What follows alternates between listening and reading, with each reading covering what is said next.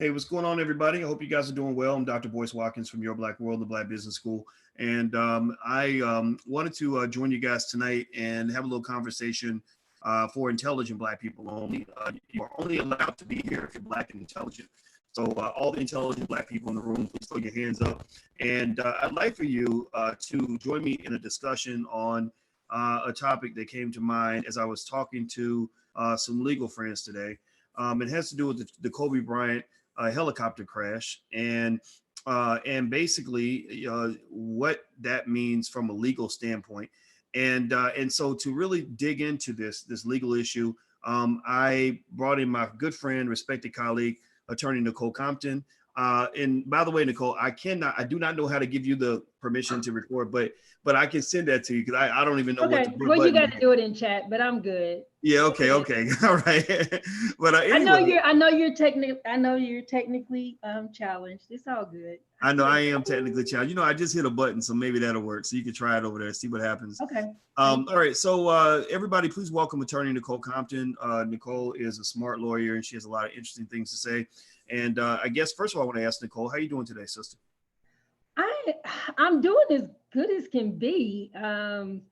Dealing with the Kobe Bryant, death. I got a call from a really good friend of mine this morning. His brother had committed suicide. So there's Whoa. a lot of death going on this way. But you know what? It makes me realize how blessed I am to have my family members that I do have, all the things that could have happened that didn't, and how because of all of this, it makes us remember that we're human and that we have to take every moment seriously and live life to the fullest. Yeah, well, that and I definitely agree with you. I mean, I think that whole situation, it definitely is a reminder that no matter how much money you have, you know, anything can happen. Tomorrow's not promised to anybody, and with that being said, let's jump right into it. First of all, everybody, hit the thumbs up button if you're watching. Please hit the thumbs up button. Hello, everybody. If you're on Twitter, please retweet. If you're on Facebook, please share this to your page. Hello, everybody on Instagram. My Instagram is The Real Boyce Watkins. And so let's jump into it. Okay, so Nichole, one of the things that one of my legal friends hit me up with and mentioned today is that there are huge legal ramifications when a guy, who's on, pretty close to being a billionaire, who's probably going to, if he'd lived a long life, he would have easily become a billionaire. When he has a situation like this, the lawyers, in many cases, are kind of licking their chops. I imagine, to find any reason to sue. And so as an attorney, as a legal-minded person, what goes through your mind when you see a crash like this? Oh my gosh. So, like I was saying earlier, when we were offline, as an attorney, I'm constantly thinking, I guess, worst case scenario. And I look at things through the jaded eyes of an attorney who's done this for, 14, 15 years. And so I did look at, what all happened. I've looked at all of the investigations that are going on. Looked at, everybody is going to be looking at trying to place some kind of blame somewhere. So Kobe was 41.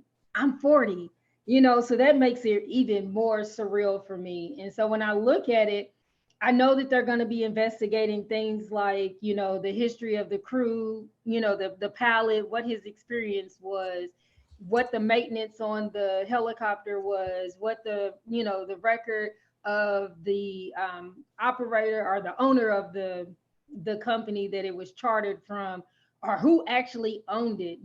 Did Kobe own it? Was he leasing it? Did the company, the company own it? So there's a lot of different things that I think about. One of the things that struck me though, and maybe just like I said, because being an attorney for so long, I look at little things. Like I was saying when we were offline, I was at a restaurant and I saw a crayon hit the floor and they left it there and the waitress stepped over it. First thing I thought was, that's a lawsuit. Somebody's going to slip, they're going to fall, they're going to hit their head, they're going to break this. Now we have an issue. So yes, attorneys probably are licking their chops because there are so many different parts to this. But one of the things that I noticed when I was watching yesterday, there were actually people that were fans, and I know they mean well. They wanted to see the last little bit of Kobe that they could, but there were actually people that were breaking into or intruding on the crash site. So if you live in LA or Calabasas, you're close to that area, you have to stay away. We have to give one, we have to give them enough time to even find the bodies. I think at this point they've only recovered 3 of them. We have to, there Mhm. were like 8 or 9. We have to give them time to find the bodies. You have to leave the crime scene alone, or not the crime scene, but the crash scene alone. And it actually can be a crime for those who, just want to see last glimpses, or maybe they're curious about what a helicopter crash site looks like. But, from a state perspective, a person who intrudes on an investigation could be looking at under California Penal Code. They could be looking at charges, misdemeanors for tampering with evidence, impeding an investigation, and then not only that, you also have the NTSB, you have the FAA and the FBI who are now on the site, and they're trying to do their investigation. That's up to 20 years federal time, as well as fines and things like that. So my first thing I would say that I noticed was that. But then you have the other stuff. You have, whose fault it was, from an estate planning perspective. Did Kobe have his affairs in order? He was 41. Did, a friend of mine was talking to me earlier today and was like, I need you to do me a will, because after having seen this tragedy, she realized he's younger than me and anything can happen at any moment. With Aretha Franklin and some of the other famous people in the Black community, we know that we don't always get our affairs in order, especially when we're younger. We think that we have forever. So you have a lot of different legal issues wrapped up in this tragic event. Well, everybody, I'm speaking with Attorney Nichole Compton, and we're talking about Kobe Bryant, and not just his passing. Most of you know what happened there, but there's also sort of the legal aspect, the legal angle of this. And I know a lot of people were curious about it, asking questions about it. So we brought this conversation to you guys. In fact, you'd be amazed at the type of stuff people were talking about. I mean, it's not to say that people that were in the chat were just thinking about Kobe's money, but let's just be real. He was a very wealthy man. And I heard all kinds of conversations. And I told people, I said, it's okay to have any discussion you want if the community can learn from it. Like, so for example, there were even some sisters that were saying, well, wait a minute, his wife wasn't an African-American woman. She wasn't Black. And then somebody But came his back. kids are. Well, He that's leaves behind 3. well, absolutely. And I would say it's one of those things where I just told them, I said, you know what, if that's what you're thinking, bring it out. Like, I think everything should be discussed, because yeah, if a Black man marries a white woman, then the children are going to be Black, but her family is white. Right. And even if they speak Spanish, right. A lot of people Right. think that Hispanic people are the same as Black people, and they're not. Hispanic people in many cases can be more racist than American white people can. Like they make I went down there, I went to Colombia. I didn't go to Brazil. I want to go there. But I mean, when I was in Colombia, you would have thought they had the Black people hid. Like where I was at, you could tell they looked at me different because I was darker skinned, and I just didn't care. Right. But that racism's real. And so there were a lot of interesting discussions in terms of Kobe and his estate. Because now Kobe the man is not here. Now there's the estate. And I can only imagine there being big battles over who's going to get that money. Like, in fact, I think some of the first people that are going to jump up there and be filing And contracts that have ended because his life ended. Yeah. So, I'm sure he had deals and contracts that are unfulfilled now that he's passed away. If there weren't clauses that stated what happened in these kind of in this kind of incident, because it most likely was unforeseen. You know, how do the money that was invested and things like that, how do they, you know, reconcile who gets what? Well, one of the big first lawsuits I think is going to happen is going to come from his mother and his father. I don't know if people know that, but Kobe was not speaking to his parents when he died. You know, his mother has been pissed. From what I've read, his mother's been pissed at the wife for years. That she wanted Kobe to get married with a prenup, and he had no prenup. And you and I had even talked about this. I told everybody, I said I love the shit out of Alicia, but we signing a prenup, right? You know, and so drafted by a really great attorney. No, there you go. Right. We talked about that. We talked about that. Like, who thinks about crayons on the floor? And I think that's a sign of maturity. It's a sign of maturity when a person understands that a prenup does not mean I don't love you. But you know what? I want clarity in case something doesn't work out. What do you think? But you know what? If his mother was still pissed at him the day that he died, my son and I, you know, I have custody of my 5-year-old grandson, and his mom overdosed back in May of 2019. And my son told me, he said, I always thought that she was going to be the one to get clean and I was going to be the one to pass away. And I told him, I was like, the worst thing that I could imagine is my having to bury my child. But the worst, something that is worse than that now that I think about it, is if I wasn't on speaking terms and I had to bury my child. And his parents, I will say this, since there was no prenup, most likely his wife and the kids will get everything. And his parents are probably not going to get anything out of his estate. Unless he had a will or he had a trust or some kind of estate planning mechanism already set up for them. Okay, so you're saying that that Kobe's mother, which is kind of interesting, right? Let me know what you guys think about that. Like, because I don't know if y'all know the story, but Kobe had cut his mom off. He was like, his parents, he was just like, I'm not giving y'all no more money, none of that. I'm not going to say that was right or wrong. I'm going to say that that's hard for me to understand, because without your parents, you don't exist. Without your parents paying for you to go to basketball camp, there is no money. And I don't know. I don't know if his wife, would have still married him if he was a broke guy, shooting jumpers in the park, as opposed to a multimillionaire. Or stay with him after his scandal. I just imagine how, as a woman who was cheated on, how hard, that was to be in the public eye when all of that went down. Yeah. There were people who were, the whole Me Too thing, there were a lot of, I saw comments and articles from women who were like, so he did blah, blah, blah back in the day. And I'm a big proponent. Remember though, he didn't get convicted of nothing, right? So I think that stuff, I think, has to be thrown out, because the man was never convicted of anything. And I think for people to just say, oh, he did this because somebody accused him of something, I think that's wrong too.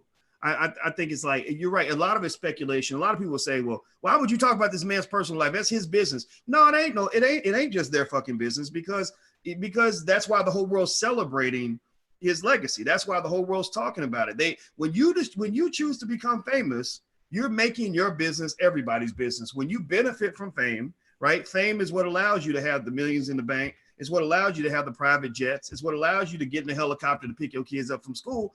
And I think famous people get that. They understand. They understand that privacy is something, that is available for people that don't get that lifestyle. You choose that life, then that's what it is. Right. So I think everybody that's talking about it has a right to talk, but also people have a right to disagree, right? So let me ask you this, Nichole. So by the way, I'm talking to Attorney Nichole Compton, and we're talking about the legal ramifications of the Kobe Bryant incident and just what that means. So if you, so you know what? Let me just throw this out. I'm gonna be a bad lawyer, and I want you to correct me, because you're a good lawyer. I'm not even a bad lawyer. Devil's advocate. Yeah, I want you to tell me where I'm messing up. But here's some things that come to mind. If I'm a lawyer and I'm an armchair lawyer, and so if I'm a lawyer and I'm looking at this, I might be thinking about things like this. I might say, okay, they were flying in bad weather. Who told them to fly in that bad weather? Whose decision was it? Was it the pilot's decision to do this? Did Kobe tell him, hey man, we really got to get there? And the pilot said, hey, I'm warning you, this is not good. Did they have a conversation with air traffic control who said, don't worry, go ahead? Or did air traffic control say, you need to get on the ground? Like that, those are the things that come to my mind. What do you think? So I got a nerdy boyfriend. And so we've had all of these conversations, and I guess maybe he was playing the bad lawyer as well. It's and we came to the consensus, no matter what, I feel sorry for the pilot's family because the pilot died too. Mm-hmm. And no matter what, I think it's going to end up being his fault. And the reason why, the helicopter was like state of the art. It had twin engines. It had, all the bells and the whistles and autopilot and all of that. He had the years of experience in flying it. And so I really wonder if it's going to come down to it just being the pilot's fault. Like I said, they're going to look at the history of the pilot, his experience, whether or not he followed the rules, whether or not the helicopter was maintained or not. Had the helicopter ever had any other issues, which it had not, as far as we know. They're going to look at the records, of how it was maintained and how many flights it had made.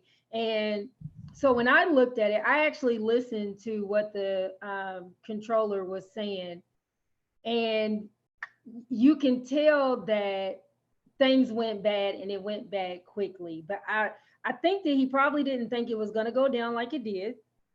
But I also wondered when Aaliyah passed away, she was in a small Cessna, and at that time, what it was said from the people who lived and did not was that they were pressuring the pilot. We need to go now. We don't care what you say, and we're going to take all of our equipment. And it was overloaded and went down. But he could have stopped it by not conceding to their demands. Mm-hmm. Well, I wondered the same thing with the Kobe Bryant, helicopter, because I wonder, was it, we got to get there, we don't have time to, we can make it if we just go around this way? Because I also saw, and I think LA Times had what the flight path looked like and how many times I think it went back and forth like 18 times over the last year or year and a half. And so that it did this flight kind of regularly. And this time it diverted, and that they had called traffic control and was saying, okay, what do we do now? They were like, okay, follow the expressway, miss this, about to come too close to another aircraft. They told him to turn then. And he was actually asking for assistance when the crash happened. And what they were saying is, we can give you assistance, but we can't track you as low as you are. We need it, you got to get to another altitude so that we can see you to help you. Interesting. And then they said it right before the plane crashed. It's like the pilot did a 180 and then went straight up. It shows where he went straight up in elevation. And I think he was trying to get away or trying to get out of the clouds or above the clouds and missed the mountain. He just was too close. Oh, jeez. That's and so I think it probably will come down, to the plane, to the pilot. But like in NTSB and FAA, when they do their investigations, we'll get a preliminary report probably in the next couple of days or more like weeks, because it's a big deal, maybe sooner than later. But final reports take 2 years, 3 years, sometimes 5 years or more, just to get a final report. And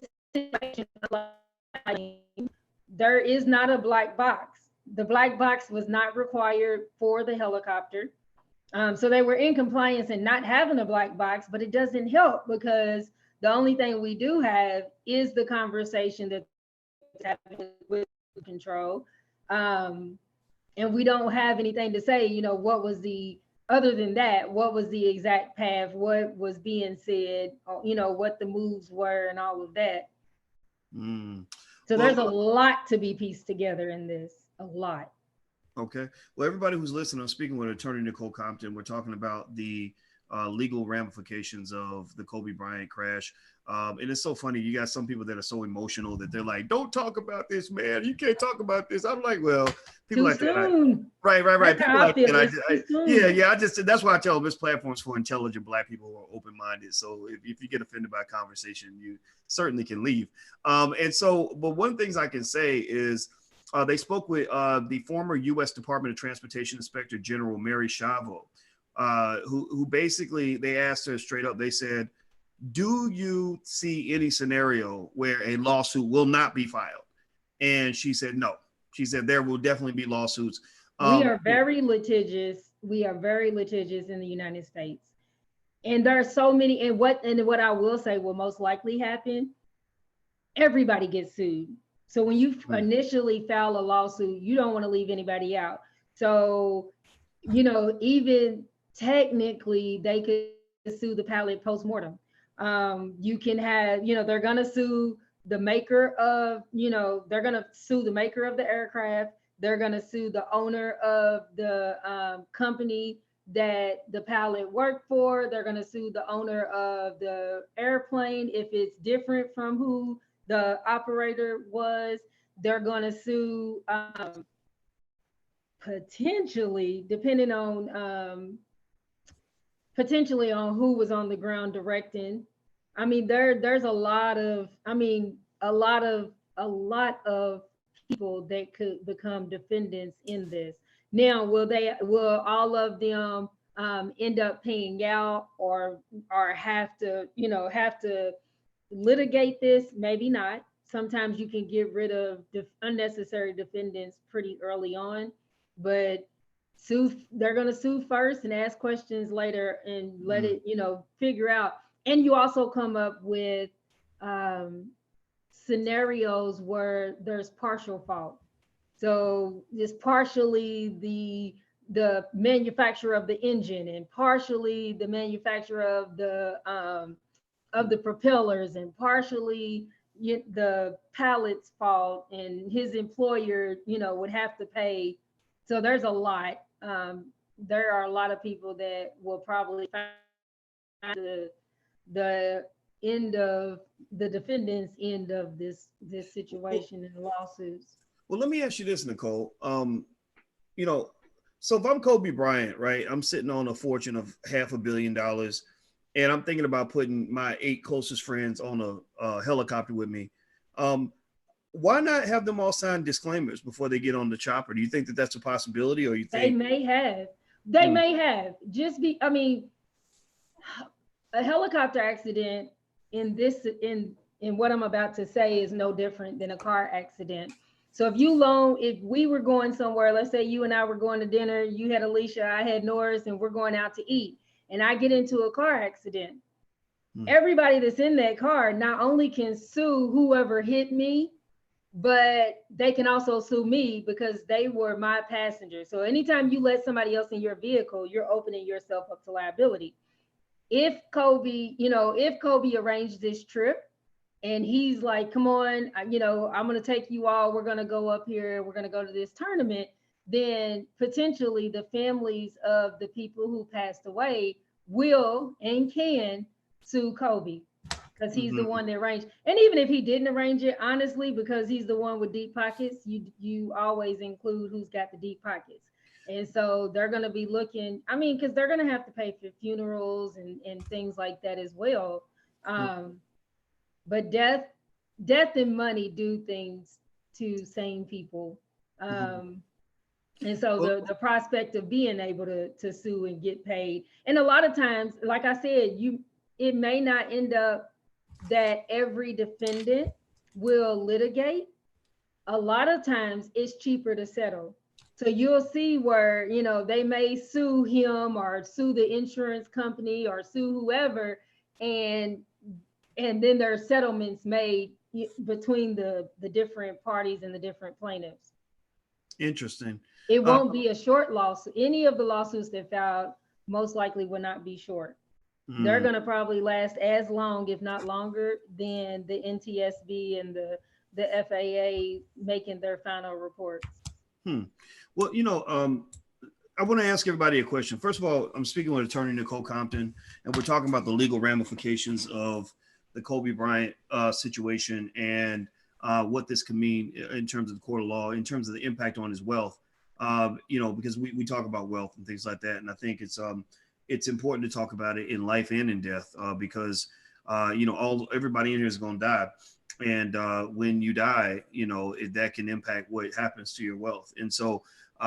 Which is why things like estate planning are so important, stuff like that. I have no idea what Kobe's estate was, but I want to ask everybody a question. First of all, could you please hit the thumbs up button, share, subscribe. If you're on Twitter, please retweet, etc. And also just for you guys to know, Attorney Compton is actually joining me for a 4-week program in the Black Business School called the Black Millionaire Factory. And that's where actually she breaks down, and I'm there as well, so I can give you my perspective, but breaks down all the specifics of getting your business off the ground and getting it higher off the ground once it's already launched. Launched legally.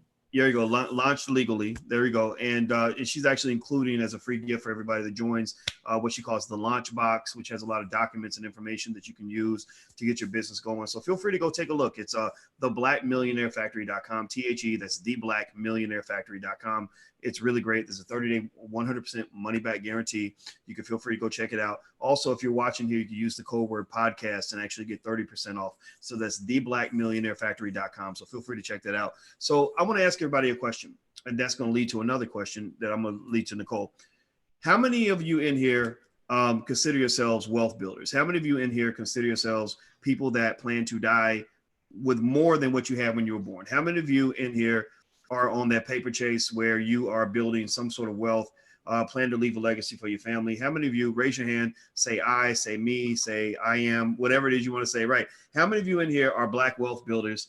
And I asked how many Black wealth builders we have in the building because these are the conversations. These are ugly conversations. These are you know what, today, I'm gonna tell you the truth, Nichole. Today, I deliberately made a plan to get on Black people's nerves.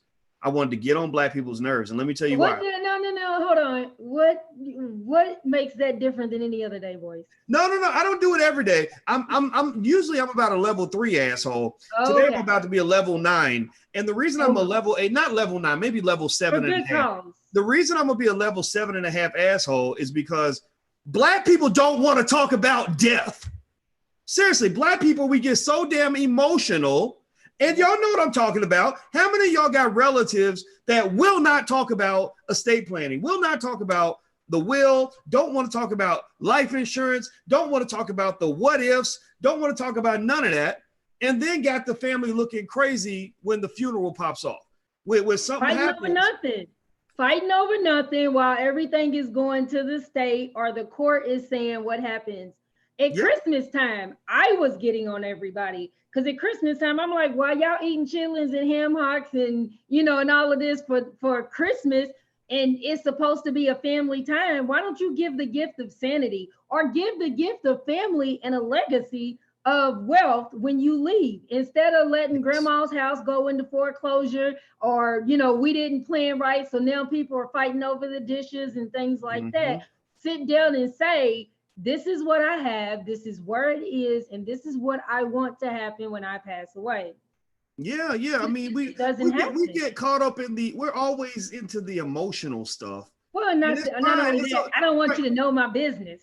Right. But I think it's like everybody's emotional. Like, I see all the memes and all the sad images of Kobe, and it's true. It's fine. I mean, be sad. But I'm gonna tell you the reason I don't get sad a lot of times when people die is because I'm gonna give you your flowers while you're alive.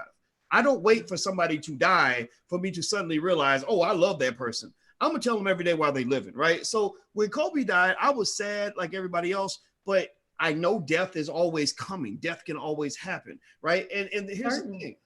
I think that a lot of our families, we don't talk about death. We don't plan for death. We get caught up in the emotionality of it. The emotionality keeps you from talking about it because you feel like if you talk about it, you're going to make it happen. Like, oh no, I can't imagine that. I don't want to talk about that, right? Then when it happens and you're in this depression because you just lost your loved one and ain't nobody made no plans for nothing, right? Ain't nobody planned, don't nobody know where nothing's at. You out at the church begging for a collection plate to help. I always say GoFundMe, GoFundMe pages are not insurance policies and burial policies. Thank you. Don't be Thank you. selling pies and t-shirts with RIP to raise money to put your loved one in the ground. There you go. Those little tie-dye shirts, like RIP, little The nippy. airbrush. The airbrush Right. shirts. Yeah. Yeah. I The mean, flea but market I'm not swap hating shop on it. shirts. I'm not hating on it. I'm just saying I think that we gotta be grown up about this, right? And here We can so do I'm gonna lay better. out, Nichole. This is gonna lead to my next question for you. I'm gonna lay out what I see in terms of the people that the big pocket entities that are involved in this that will probably get sued by somebody. I'm imagining. I was thinking about Kobe himself in his estate, right? Yep. I think they're gonna go for that money any way they can. There's the manufacturer of the helicopter, whoever made the helicopter, right? You know, your rotor is bad, engine bad, whatever. But I was, not just the helicopter, because you got to think most times, like the helicopter may be made by this company, but then somebody makes every individual part. So, as an yeah, attorney, I'm looking to see if there were any malfunctions. Was there a panel malfunction? Did the engine go out? Did, when if the helicopter hit a certain way, could it have let anybody survive if the gas tank didn't blow up and there was the fire? yeah, yeah, I can see that too. That makes perfect sense. Yeah, and I was also thinking, whoever the pilot works for, I want to check in. You know, The pilot if personally? the pilot messed up, I'm not going to sue him. I'm going to sue who he works for, No, and you sue then him too. him too. That's why I said you would still sue. You can sue him post mortem or sue his estate, mm, but and then sue his employer because maybe he wasn't properly trained.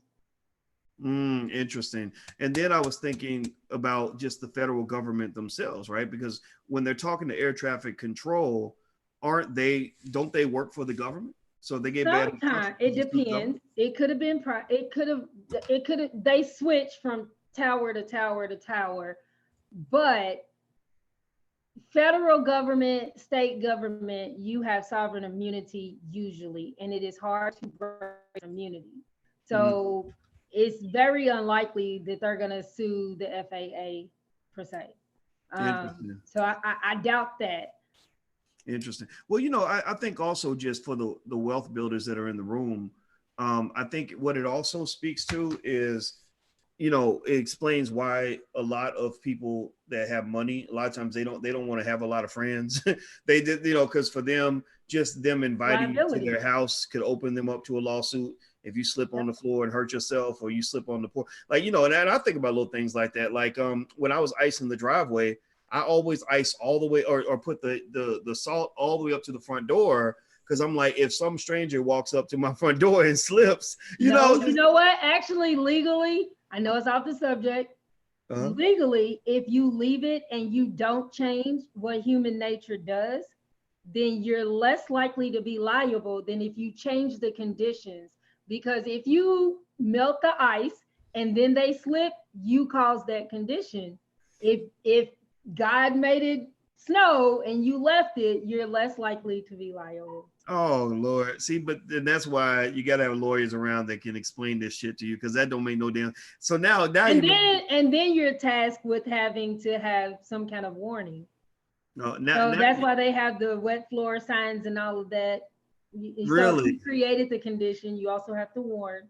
You have duty to Okay. warn. Now I'm never gonna salt my driveway again. Thanks a lot for that, Nichole. Well, I think this is very interesting stuff. I think that the legal stuff. What I have just found is that anybody who wants to become a wealth builder has to think about legal stuff. I still remember. I remember the first time I got hit with a big lawsuit, and it just pissed me off because I didn't think it was fair at all. And I remember somebody sent me a video where Will Smith was explaining to one of his nieces. He's actually from Philly, just like Kobe, and a hard, just a real ambitious guy like Kobe. And he basically said that he keeps 15 lawyers on retainer because he gets sued so much for anything. Like anybody, it's like people just poking away, trying to find a way to get access to your money. And it just seems like having that strong legal strategy to protect your money it's like that's a step of wealth, right? The first step is, figure out where the money's at. Next step is make a plan to go get it. Third step is to go get it and accumulate it. And then the last step is you got to protect it. And actually, I don't know if people know this, but 70% of all wealthy families lose all their wealth in one generation. So building the wealth doesn't mean you out of the struggle forever. Your kids might be in the struggle in the next generation if you don't prepare them to defend and protect what you've got. And so, and in fact, it makes me think about why, like I know even he's a bad example, but not a bad example. Donald Trump, his father actually sent him to military school when he was younger, and I wonder if part of the reason he taught him to like fight is because he just was like, look, when you got money, you're gonna be in fights. People gonna try to fight you, And so Trump is always like, I'll sue him and I'll fight you in court, and it sucks. I hate it, right? But it seems like that almost becomes like part of the game. But that's also why you have a blessing and a curse of being an attorney is, I do think in worst case scenario, always, because if he's, Will Smith has 15 attorneys, that means he has somebody in his ear that is saying, don't do this because this, and this could happen. And I always feel like as an attorney that I'm the naysayer. I'm the one that's going to spoil all the fun so that, when my clients go out and they're like, woo, and I'm like, wait a minute, hold on, let's think about this. Well, dang, you just took all the fun out of it. I got to sign a release for this and I got to sign that before I can do. Yes, because you need somebody with the foresight to say, hold on, let's think this through. Let's make the best possible decision. Look at all the risk and put the safeties in, and even with wealth. A lot of times people say, oh, if I ever get in trouble, I'll need you. No. You need me before you get there. You need me, I'm good at law, but I love business. I love entrepreneurship for the freedom that it gives. But, I'm happy to help you out of a situation after you get sued, but I'd rather help you on the front end to launch it legally, to put the things in place so that you don't have to come to me when things are bad. You can come to me when things are good. We're building something great. Or you win the lottery. If you win the lottery, Nichole Compton. I got to tell everybody that you need a good attorney if you win the lottery. Wow. Well, you know what? I'll tell you what, I've learned a lot from listening to you. I think that you're very smart, and I appreciate you sharing your expertise. And so everybody, if you could, please join me in giving a digital round of applause and a digital thank you to Attorney Nichole Compton. Now, what is your website, or where can people follow you, by the way? In the process, I keep seeing it. I keep revamping stuff. So I have NicholeCompton.com. Nichole has an H in it. Recently launching Black Law Street. So you look for that. We'll be doing some interviews and things there. But you can always find me if you just Nichole Compton, NicholeCompton.com, Nichole Compton on Instagram, Nichole Compton on Facebook. I got about 4 Facebook pages, but I'm around. Well, she's all over. And always growing. You can always find me at the Black Business School, the Black Legal Program. Yes. And she really knows a lot about business startups and stuff like that. And so if you guys want to check out the program that Nichole is that we're kind of partnering on, feel free to go check it out. It's theblackmillionairefactory.com, THE. That's theblackmillionairefactory.com. I will say this. If you are truly looking to be a Black millionaire, if you are truly looking to be smart and launch your business, money doesn't wait. Opportunities can be lost every day, just like with Kobe Bryant. I am sure on Sunday morning at 9:00 before they took off, he did not see that he wouldn't make it the next hour.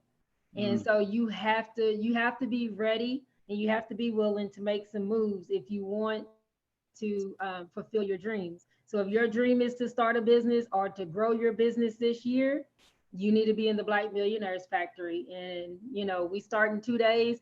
I'm excited because every day I'm getting more stuff ready to, new stuff and better stuff and things that I know that people need to be considering. Yeah, so feel free to go check it out, guys. What I'll do is I'll share the link in here in the chat so you guys can sort of take a look at it.